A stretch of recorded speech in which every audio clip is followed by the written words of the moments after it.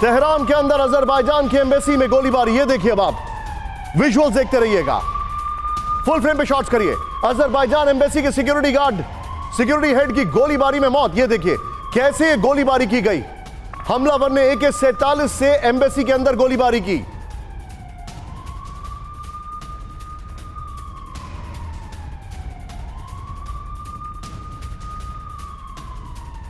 ये बड़ी खबर, ये देखिए आप किस तरीके से गोलीबारी। अजरबैजान की एम्बेसी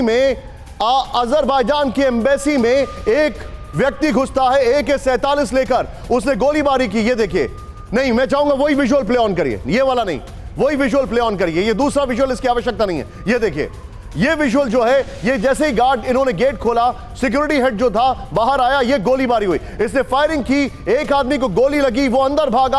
और ये देखिए बगल में इसके राहुल ब्रेकिंग चलाइए, मैं चाहूंगा जरा सायरन का म्यूजिक ऑन रखें। ये देखिए, और फिर इसको पीछे से ग्रैब कर लिया गया। ये हमला करने वाला व्यक्ति जो है वो पकड़ा गया है। बड़ी खबर दिखाइए, वो खबर ये आ रही है अजरबैजान के इस अटैक के बाद ये कहा जा रहा है कि अजरबैजान, ईरान जो है अपने सभी नागरिकों को ईरान से निकालेगा। अजरबैजान, बड़ी खबर, सभी राजनयिकों को बाहर निकालने का फैसला। ब्रेक करें विद द विजुअल्स। ईरान सरकार ने अजरबैजानियों को सुरक्षा देने में विफल।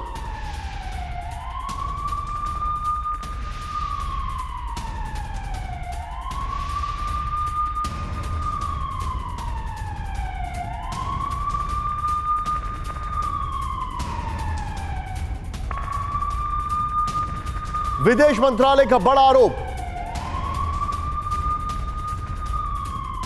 यह बड़ी खबर मैं आपको दिखा रहा हूं। इस सब के बीच में एक और ब्रेकिंग सीधा आई है। अगली बड़ी खबर मैं आपको दिखा रहा हूं। राहुल, दूतावास पर हमले के लिए अजरबैजान ने ईरान पर लगाया आरोप। ब्रेक करें। अजरबैजान के राष्ट्रपति ने कहा आतंकी हमला बर्दाश्त नहीं। अजरबैजान ईरान के बीच अक्टूबर में हालात तनावपूर्ण। अक्टूबर में अजरबैजान ने शुरू की थी military exercise. Rahul with the visuals please. ये देखिए, अजरबैजान ईरान के बीच हालात तनावपूर्ण हैं।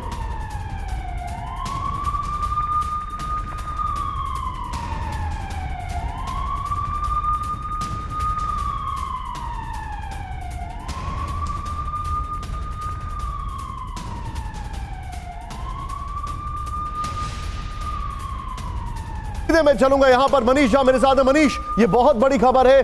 अजरबैजान की एम्बेसी में ईरान में जो है उसके दूतावास के अंदर एक गन लेकर आदमी आता है, गोलीबारी करता है। और सबसे हैरानी वाली बात यह है, ईरान कहता है यह आदमी इसलिए आया इस एम्बेसी में क्योंकि इसकी बीवी भाग गई थी।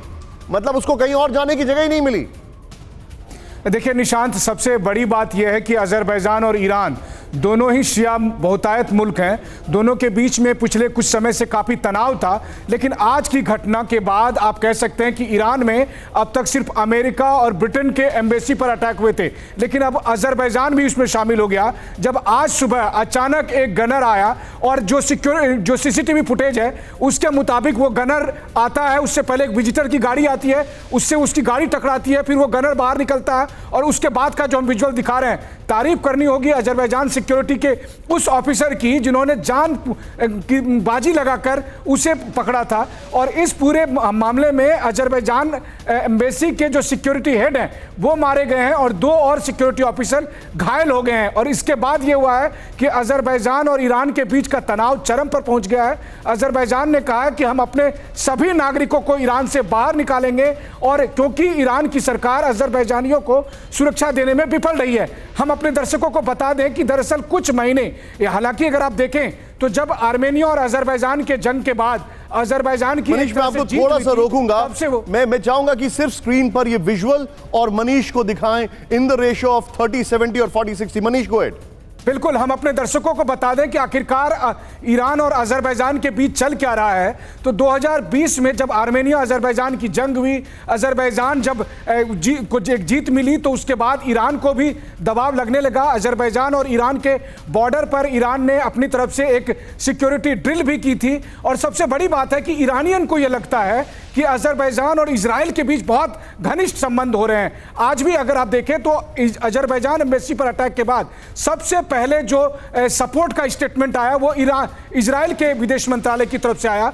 तो इन सब बातों से ईरान में एक अलग तरह की नाराजगी अजरबैजान के प्रति थी। ठीक है मनीष, ये भी मेरे साथ बने रहिए, लेकिन मैं अपने भारतीय दर्शकों को बताना चाहूंगा, हम इस चैनल से कहीं पर भी वायलेंस को प्रमोट नहीं करते हैं, ना ही हम इस चैनल से कहीं पर भी वायलेंस को सेंसेशनलाइज कर रहे हैं। लेकिन जो खबर हुई है, उसकी तस्वीरें जो आ रही हैं, वो आपको दिखाना जरूरी है, क्योंकि दुनिया में हालात जो हैं वो ये वाले बन रहे हैं।